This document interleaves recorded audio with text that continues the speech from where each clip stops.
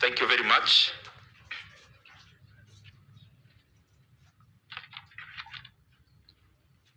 Our director, Madam Lydia Masharia, my brother, Bwana Mainga, also our regulator who is here, Bwana Charles Mashira, the team from Minet, and all the other stakeholders who are in this hall, and especially in the financial services, because I think most of us are in that area. Good morning. God is good, and all the time. Asante sana. I am very pleased to be here this morning, and also to be in Mombasa. It is long since I was in Mombasa, and I was seeing rain at the same time. I thought I would see rain in Nairobi, then I come here to see the sun and the hot weather. But I'm glad that tuko na bara hapa Mombasa sasa in terms of the weather. I want to thank the organizers, and especially Bwana Daniel, for inviting me here. We got in touch, I think, last year, and I confirmed instantly, because some of the things we'll be discussing today, and even the other speakers, the things they'll be highlighting today and tomorrow, there are some of the things that even just sitting to listen, I feel like I'm in holiday. Anything about financial services and money, that is what all of us in this hall do every day when we wake up in the morning. And if there was a way to franchise money, mtu apewe printer ajiprintie, I think it will start with this hall. Because we deal with money directly in what we do in terms of managing money. Just imagine, you wake up in the morning to manage money, meaning you have so much, your problem is not the money, it is how to manage it. I think that's a problem that many people would want to have.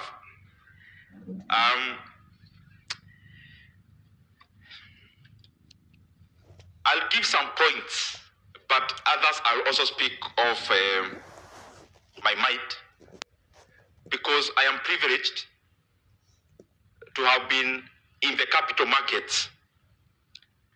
I actually opened my first CDS account when I was in first year in campus. And most of the people I was with in KU that time, including our lecturers, I am glad that when I was an intern in a stockbroking firm, I was part and parcel of them opening their first CDS account.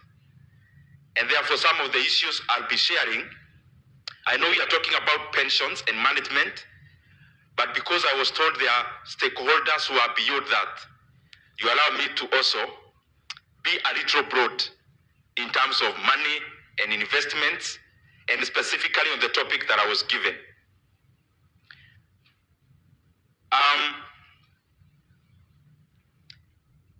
Before that, because that is my main thing,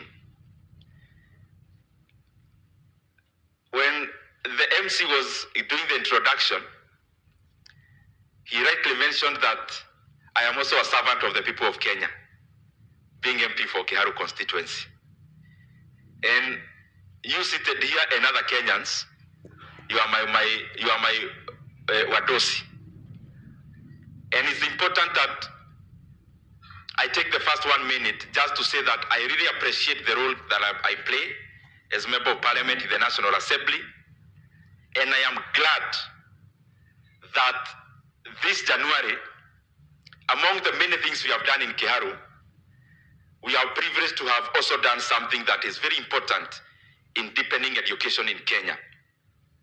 Let me start by saying that Kiharu is a very large constituency. Actually, the region I come from, Kiharu could be number 1 or 2 largest constituency in terms of the rural constituency. Because, for example, number of primary schools, we have 112. Day schools, we have 65 day secondary schools. And all our public primary schools, all of them, without exception, all classes, they are well done, hakuna iko na dirisha ya bao ama mlango, hakuna iko na bao inaanguka huku juu kwa roof, and all of them are actually tiled, all our public primary schools. I know some of us in this hall who went to the group of schools. When I say tiles, you are wondering, tiling ni nini sasa hiyo? But our rural schools, I'm sure you know them. Many of us also went through them, including myself, and we know the kind of environment that was then. I am also glad that even in our day secondary schools, we've been able to do so much in terms of the same, but also deepening knowledge through laboratories and other amenities that are important for learning, including computer labs, science labs, and all the others. But what makes my heart very happy today is that we have been able to launch a program called Kiharu Masomo Bora, which is taking care of 12,000 learners, every learner in all our 65-day secondary schools. And every learner in any day secondary school, they are only paying school fees of only 500 per term. And when I say 500, it's not 500 then you pay for food. No. You only pay 500 per term. And you eat in school from Monday to Saturday. And the last Friday of the month, you go back to Christmas and you eat chapati. And you have to forgive some of us from Gishagi who are brought up there. We used to see chapati over Christmas. So I know that the theory about health and this, that, wacha tulipishe ile hatukukula hiyo wakati. So it makes my heart very, very happy. And I'll mention something about it as I finish, because education is what, and the reason, it is the route we have taken to come to Mombasa today. The office you work, the route that you took to that office is education, and your pia imekuleta hapa leo. So it is good that we continue to give the same to all the other Kenyans because they deserve it. Now, when we talk about money, for me, I am thinking also about economic growth and the macro side of the economy. Because it is better to talk about pensions management in a country with GDP per capita of 10,000 and above, GDP per capita of $10,000 and above, than to talk about it in a country with maybe GDP per capita of below 1,000. So, both our micro companies and the macro parameters, there is no way you can talk about one and leave the other. You can't talk about your business growing in terms of money management, and at the same time, you're not talking about economic growth. Those things go hand in hand together. Because a medium-sized pensions management company, or fund management company, or a hedge fund, a mid-sized company of that nature in the US, let me even paraphrase, an SME manager of money in the US is the global giant in Africa. What would pass as a small micro enterprise in this sector, in South Korea or in the US, is the largest company in Africa in terms of AUM or in terms of turnover. So economic growth is equally important as we talk about our individual companies, including Minet. And I'm saying individual companies because I know Minet also invited other companies. And by the way, I need to congratulate you, because Kitabo Nikolana AON Minet. And in the t-shirts of my team, I used to see AON. The people who support a big team called Manchester United. So, part of the reason why, if you look at all economies in the world, all of them without exception, you start with Netherlands, when it was a superpower. Not too long ago, by the way. Then you come to the UK. How they came in terms of sequence. Then America came in. Now China is voraciously arguing for that position of being the superpower. Now if you look at those, another in-between that have grown astronomically over time, you realize one critical thing, that all these economies grow using other people's money. All. Of course, there are other reasons they grow, including technology, innovation, which is part of this discussion. But if you look at the biggest companies, let me, for example, talk about South Korea. All the biggest companies, you go to China. All the biggest companies in the private arena, you go to any other economy, including the emerging ones. You realize that these economies, they actually grow using other people's money. That's why you go to China. Think about any Chinese company you know, any. Think about Tencent. Think about Alibaba, BYD. You realize these companies were small, but they got an attraction. So they invited foreign money to invest in them, either as a venture capital, private equity, or in any other way. So what I'm trying to say is that something called capital flow is very important for any economy. And by the way, when you see me talk about shares a lot, I talk about it, yes, we benefit when you invest, but more so to open up our capital markets. Because we cannot talk about Kenya growing economically when we are not talking about capital inflows. Because we don't have money in Kenya, just like even China never had money to grow the economy.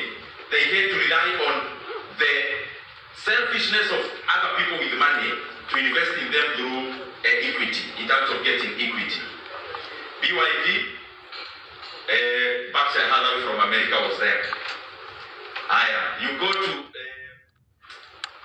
Alibaba, SoftBank, owned by a Japanese but a US one. I think a US citizen. I know you, most of you know him. Son was an investor in Alibaba when it was growing, or when it was starting, or when it was driving. All these companies, there is that element. And we have to be deliberate about opening up our capital markets, because capital markets are the vehicles that then attract the capital inflows in an economy through FDI or through any other method that we can use other people's money to grow. How is that important? Now, BYD is the largest vehicle manufacturer in terms of EVs in the world currently. It has employed over 1 million engineers in China. Can you just imagine? So these people are Chinese, but the money that grew the company is American. That model of an economy must be adopted here in Kenya and in Africa, so that we also have more money to manage. Now, Minet would be managing all those engineers employed by BYD. That's where you come in now. But if they don't have jobs, then you also don't have a job to do. That is why those things are important when we talk about them holistically. The second point,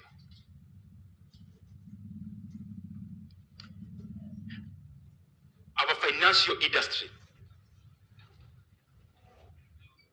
And I'm talking about every banks, insurance companies, stockbrokers and investment banks, pension managers, fund managers, TAs, everyone involved in anything about money and transactions. It is important that we don't remain traditional. We must also be innovative. And innovation, when you are leading a company in whichever area, is in the processes, but also the product. The process at which we give our products, but also innovating in terms of what kind of products that we are giving. And I want to take most of the time here, because I was talking here with our regulator,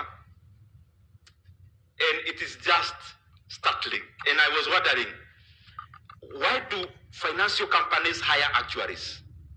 They hire economists, they hire CPAs, they hire professionals. Why do we need to do that? By the way, Bwana Daniel, why do you need to hire professionals as Minet? Why do you hire them when all your money is in government boards? You don't need anyone. You can actually run Minet with just an accountant, the director, and 2 other people. Because all the money you get, you know where it is going. So you don't need anyone even to do any analysis for you. You get money, you just kwanza kuna hii board tunapenda sana inaitwa IB, Infrastructure Board. It is tax free, it is nice, it is very high yield, very high. Then gentlemen, why can't we fold our bags and go back home today? Hakuna haja ya conference, because out of 100 shillings we have, over 80 is in government boards.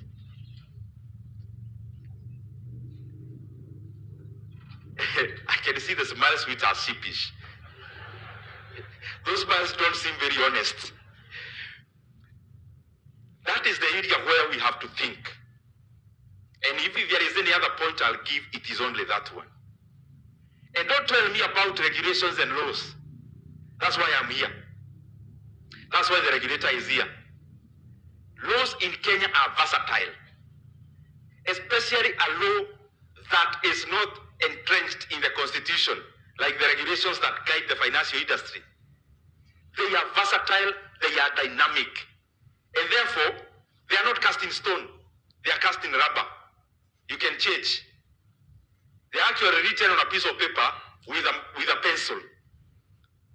You can rub and write what you want as the practitioners, as the professionals, as the companies. And you have seen it in Kenya. Laws are not static. Laws are dynamic, and especially to take care of the industry and growth. There is no way we are going to unlock our potential as the financial industry in Kenya if we are too lazy to invest 8 shillings out of 10 in government boards. We should actually all be civil servants, because you are investing in government instruments. Then all our fund managers should actually have an office in the National Treasury, and CPK is the agent of the national government. Tuwekewe ka ofisi hapo, bodi kiletwa, tunanunulia tu hapo kwa transformer. Unawambia hakuna haja ya kupeleka sokoni, tuko hapa, tugawie Minet hii, this insurance company, this other one, this other one, this other one. Then tunaenda nyumbani, tunagoja yield. Then next year, tunagoja another floating of the board. We do the same. What I'm trying to say, and I'm sure you bear with me, and I'm saying it in good faith, show me one economy that grew with money you hold when they were investing all that money in government instruments. And even if they do, and I'm not saying we don't do that, they do that when they also give sufficient resources to the growth areas. I'm talking to you as a person, and to you as allow me to call you money managers, because we manage money in whichever way we look at it. So, you as an individual, you go and invest in a board, or you fix money in a bank account, meaning you are being given a static, defined, specific percentage and yield.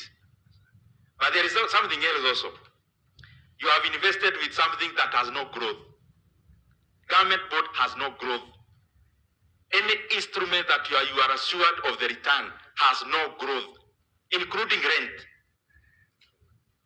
When you have a flat and you have a government board, you have a T-bill, you have fixed money in the bank account, what you have done is just to park your money, because there is no growth. When you build new by 7 floors, even if you dance outside there singing, you will never get an 8th floor there. It will always be up to 7th floor. The max you can do is to increase rent, which also the market will tell you, because you're not the only one with a flat. When you are investing in a government instrument, when you put in 100 million or 1 billion